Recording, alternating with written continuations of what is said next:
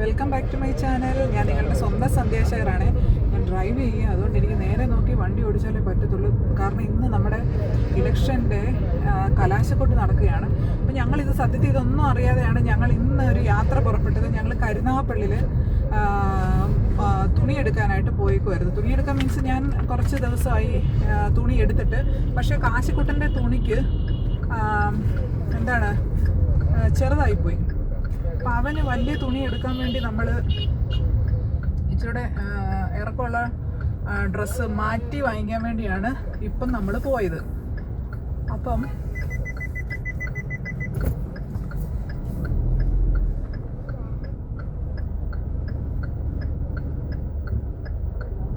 Yes, അയ്യോ, ഞങ്ങൾ ഒരു വലത്തിട്ടിട്ടാണ് ഇപ്പം തിരിച്ചു വരുന്നത്. അവിടുന്ന് നമ്മൾ നേരെ കരുനാഗപ്പള്ളിയിൽ നിന്ന് ഡ്രസ്സൊക്കെ എടുത്തിട്ട് ഞങ്ങൾ നേരെ കായംകുളത്ത് വന്നിട്ട് നമ്മുടെ മോളൂട്ടിയുടെ ഹെയർ കട്ട് ചെയ്യണമായിരുന്നു, കാശിക്കുട്ടൻ്റെ ഹെയർ കട്ട് ചെയ്യണമായിരുന്നു. അങ്ങനെ ഞാൻ മയൂരിയിലാണ്. മോളൂട്ടി ജനിച്ചതിന് ശേഷം അവളുടെ മുടിയെല്ലാം കട്ട് ചെയ്യുന്നത് മയൂരിലാണ്. അപ്പം ചേച്ചി കട്ട് ചെയ്താലേ എനിക്കൊരു സാറ്റിസ്ഫാക്ഷൻ ഉണ്ടാകത്തുള്ളൂ. അപ്പോൾ നമുക്കൊരു സാറ്റിസ്ഫൈഡ് ആവണം എന്നുണ്ടെന്നുണ്ടെങ്കിൽ നമുക്ക് ഇഷ്ടപ്പെട്ട ആൾ കട്ട് ചെയ്താൽ മാത്രമല്ലേ നമുക്കത് ഒരു സാറ്റിസ്ഫാക്ഷൻ നമുക്ക് ലഭിക്കത്തുള്ളൂ. അപ്പം ചേച്ചിയാണ് മുള്ളൂട്ടിയുടെ ഇത്രയും നാളത്തെയും മുടി കട്ട് ചെയ്തത്. അപ്പം മുള്ളൂട്ടിയുടെ ഇപ്പം കഴിഞ്ഞ വർഷം മുള്ളൂട്ടിയുടെ മുടി ഞാൻ കട്ട് ചെയ്തില്ലായിരുന്നു. അപ്പോൾ ഈ വർഷം ഞാൻ വീണ്ടും കട്ട് ചെയ്തു. അപ്പം ഒന്നാമത് മുടി നോക്കാനൊന്നും അവൾക്ക് പറ്റത്തില്ല, അവൾക്ക് ഇഷ്ടമല്ല മുടി വളർത്തുന്നത്. അപ്പം ഞാൻ വിചാരിച്ചു, വേണ്ട, ഇഷ്ടമല്ലാത്തത് നമ്മൾ എന്തിനാണ് അവരെ നിർബന്ധിക്കുന്നത്? അവർക്ക് എപ്പോഴാണോ ഇഷ്ടം തോന്നുന്നത് ആ സമയത്ത് അവൾ മുടിയൊക്കെ വളർത്തട്ടെ. അങ്ങനെ എൻ്റെ മോളമ്മയുടെ മുടിയും വെട്ടി. അപ്പോൾ ഇന്ന് എൻ്റെ ഒരു 2 കാര്യമാണ് നടന്നത്. അത്യാവശ്യമായിട്ട് എനിക്ക് കരുനാഗപ്പള്ളി ഇപ്പോൾ എൻ്റെ മോൻ്റെ ഡ്രസ്സ് മാറണമായിരുന്നു. അപ്പം തിരിച്ചു വരുന്ന വഴി, കാരണം ഭയങ്കര ബ്ലോക്കായിരുന്നു.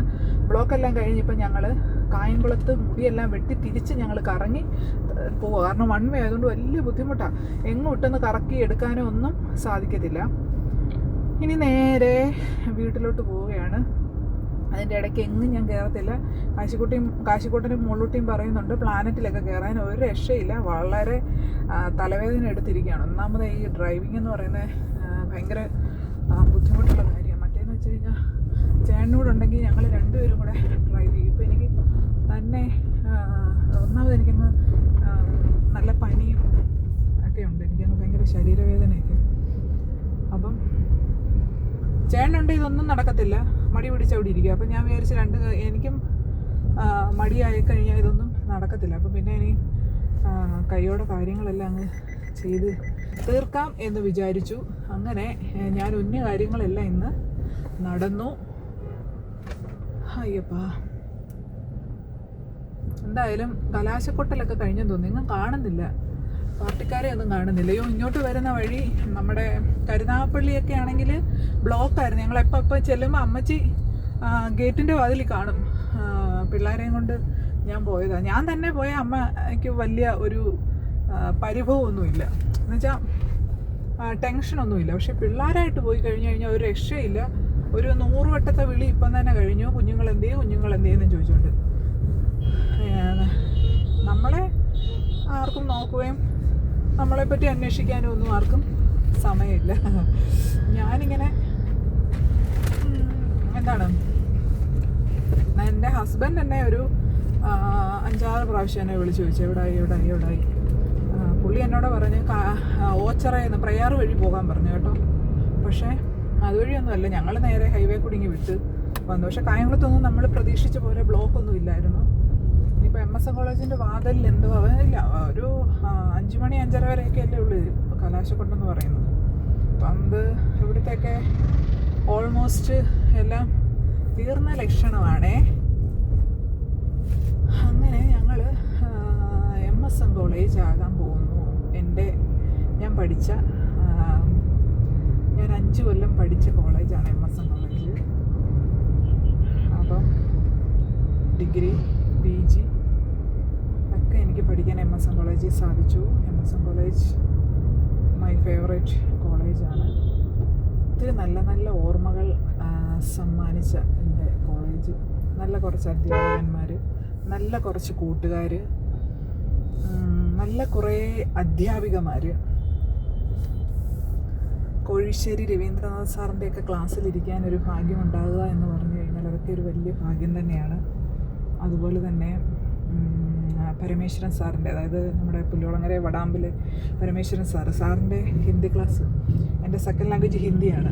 ഇപ്പം തന്നെ ഞാൻ സലൂണിൽ ചെന്ന് കഴിഞ്ഞപ്പോൾ അവിടെ ഹിന്ദിക്കാരാണ്. അപ്പോൾ അവരുടെ ഹിന്ദി ഞാൻ സംസാരിക്കും. അപ്പോൾ അവിടെ നിൽക്കുന്ന സ്റ്റാഫിന് ഹിന്ദി അറിയത്തില്ല. അപ്പോൾ ഞാൻ ഹിന്ദി സംസാരിക്കുന്നത് കേട്ടുകൊണ്ട് അവരെന്നോട് ചോദിച്ചു, ഞാൻ ഗുജറാത്തിലോ വല്ലതും ആയിരുന്നോ എൻ്റെ താമസമെന്ന് ചോദിക്കുന്നു, പുറത്തെവിടെയെങ്കിലും ആയിരുന്നോ എന്ന് ചോദിച്ചു. ഒരിക്കലും അല്ല. നമ്മൾ ഈ കൺസ്ട്രക്ഷൻ ഫീൽഡിലും ഒക്കെ നിൽക്കുമ്പോൾ നമ്മുടെ കൂടുതൽ ബംഗാളികളാണ് എൻ്റെ പണിക്കാർ. അപ്പോൾ അവരുമായിട്ട് ഞാൻ സംസാരിച്ച് ആണ് എനിക്ക് ഹിന്ദി ഞാൻ സ്വായത്തമാക്കിയത്.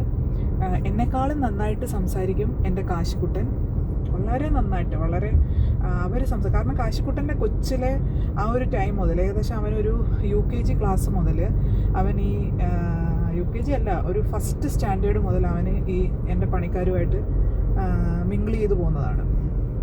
മോളൂട്ടിക്കും ഹിന്ദി അത്യാവശ്യം ഇപ്പം ക്യാ കിയാ എന്നൊക്കെ ചോദിക്കുന്ന കേൾക്കാം. അപ്പം തുമാരാ നാം ക്യാ ഹേ എന്നൊക്കെ ചോദിക്കുന്ന കേൾക്കാം കേട്ടോ. അവളും അത്യാവശ്യം ഹിന്ദിയൊക്കെ കുറച്ചുകൂടെ കഴിയുമ്പോഴത്തേനും നന്നായിട്ട് പഠിക്കും. പക്ഷെ അത് നല്ലതാണ്. കാരണം എന്ന് വെച്ച് കഴിഞ്ഞാൽ നമുക്ക് പുറത്തോട്ടൊക്കെ പോകണമെന്നുണ്ടെങ്കിൽ നമുക്ക് ഹിന്ദി മസ്റ്റായിട്ട് അറിഞ്ഞിരിക്കണം അല്ലേ. ഹിന്ദി അറിയുന്നത് വളരെ നല്ല കാര്യമാണ്. അങ്ങനെ എന്തായാലും എൻ്റെ 2 വലിയ ടാസ്ക് കഴിഞ്ഞു. കാരണം കാശിക്ക് പാൻറ് വാങ്ങിച്ചു കഴിഞ്ഞപ്പോൾ അവന് ചേരത്തില്ല. 34 സൈസാണ് ഞാൻ അവന് വാങ്ങിച്ചത്. പക്ഷേ 32 ആണോ 34 ആണോ? 34. കാശിക്ക് 34 പറ്റത്തില്ല. ഇപ്പൊ 36 വേണം അല്ലേ? 36 ഞാൻ 32 ആണ്. 36 വേണം കാശിക്കുട്ടന്. കാരണം കാശിക്കുട്ടൻ ഇപ്പം 9th സ്റ്റാൻഡേർഡിലോട്ടൊക്കെ പോകാൻ പോവല്ലേ. അപ്പം നല്ല ഹൈറ്റ് ഉണ്ട്. അതിനല്ല, ഞങ്ങൾക്ക് 2 പേർക്കും നല്ല ഹൈറ്റുള്ള ആൾക്കാരല്ലേ. ഞാനായാലും എൻ്റെ ഹസ്ബൻഡ് ആയാലും ഞങ്ങൾ കുരുട്ടാസും അസ്ഥികൂടം പോലെ ഇരിക്കുന്നവരൊന്നും അല്ലല്ലോ. ഞങ്ങൾ നല്ല ഹൈറ്റും വെയിറ്റും ഒക്കെ ഉള്ള ആൾക്കാരല്ലേ. അപ്പം നമ്മുടെ കുട്ടികളല്ലേ. അപ്പം മുള്ളൂട്ടിക്കാണേലും കശുക്കുട്ടനാണേലും അവരെ കൊണ്ടുപോകാതെ ഡ്രസ്സ് എടുത്തു കഴിഞ്ഞാൽ ഒരു രക്ഷയില്ല. അപ്പം മുള്ളൂട്ടിക്ക് പിന്നെ കുഴപ്പമില്ല. മുള്ളൂട്ടിക്ക് കൊച്ചു ഡ്രസ്സൊക്കെ ഇപ്പോഴത്തെ ട്രെൻഡാണ്. ചെറിയ പാവാടയും, അവിടെ ഇച്ചിരി ചെറുതാണെങ്കിൽ നമുക്ക് പ്രശ്നമില്ല. അതൊക്കെയല്ലേ ഇപ്പോഴത്തെ. അവർക്ക് കുട്ടി പാവാടയൊക്കെ അവർക്ക് ഇഷ്ടം. ചെറിയ ഷോർട്ട്സും കുട്ടി പാവാടയൊക്കെയാണ് അവർക്ക് ഇഷ്ടം. അപ്പോൾ അവിടെ ഇച്ചിരി ചെറുതായാലും നമുക്ക് പ്രശ്നമില്ല. പക്ഷെ കാശിക്കുട്ടനെല്ലാം നല്ല ഇറക്കത്തിൽ വേണം. അങ്ങനെ അവനെയും കൂടെ കൊണ്ടുപോയി അവന് ഇഷ്ടമുള്ള സാധനങ്ങളെല്ലാം വാങ്ങിച്ചു കൊടുത്ത്. പിന്നെ എൻ്റെ ചേട്ടൻ്റെ, എൻ്റെ അപ്പച്ചിയുടെ മോൻ്റെ വൈഫ് പ്രസവിച്ചു. അപ്പം അവന് മോനൂട്ടനൂടെ മോനാണ്. അപ്പം അവനും ഡ്രസ്സൊക്കെ വാങ്ങിച്ചു. അപ്പം പ്രസവിച്ചിട്ട് 3 days ആയതേ ഉള്ളൂ. അപ്പം കുഞ്ഞിനെ കാണാൻ ഞാനിതുവരെ പോയില്ല. കാരണം ഇന്നലെ എനിക്കൊരു മരണം ഉണ്ടായിരുന്നു. അതും ഒരു ചേട്ടനാണ്. ചേട്ടൻ്റെ ഭാര്യ മരിച്ചുപോയി. പുള്ളിക്കാരിക്ക് നല്ല ഷുഗറായിരുന്നു, ഷുഗർ പേഷ്യൻ്റ് ആയിരുന്നു. അപ്പം പുള്ളിക്കാരി മരിച്ചു. അപ്പോൾ സുഷമ എന്നാ പേര്. അപ്പോൾ ചേച്ചി മരിച്ചു. നല്ല ഭയങ്കര ഷുഗറായിരുന്നു. കുറേ കാലം കൊണ്ട്, ഒരു 5-6 കൊല്ലം കൊണ്ട് തന്നെ പുള്ളിക്കാരി ഭയങ്കര കിടപ്പിലായിരുന്നു. പിന്നെ ഇപ്പോൾ തീരെ അവശയായി. മിനിഞ്ഞാന്ന് രാത്രി മരിച്ചു. അപ്പം ഇന്നലെ അടക്കമായിരുന്നു. ഇന്നലെ അത്. അപ്പോൾ പിന്നെ എനിക്ക് ഇന്നലെ പോകാൻ പറ്റില്ല. കുഞ്ഞു വാവ ഉണ്ടായത് മിനിഞ്ഞാന്നാണ്. അപ്പോൾ അവനെ കാണാനും സത്യത്തിൽ പോകാൻ പറ്റില്ല. പിന്നെ ഇനിയിപ്പോൾ അവനെ ഒന്ന് കാണാൻ പോകണം. അപ്പോൾ അവന് കുറച്ച് കുട്ടി ഉടുപ്പും ഒക്കെ ആയിട്ടാണ്. അപ്പം ഞങ്ങളുടെ ഫാമിലിയിലേക്ക് ഒരു കുഞ്ഞുവാവയും കൂടെ, ഒരു മോനൂടെ വന്നു. എൻ്റെ അപ്പച്ചിയുടെ മോൻ്റെ വാവയാണ്. അവർ എൻ്റെ കല്യാണത്തിന് മുമ്പേ ആയിരുന്നു അവരുടെ കല്യാണം.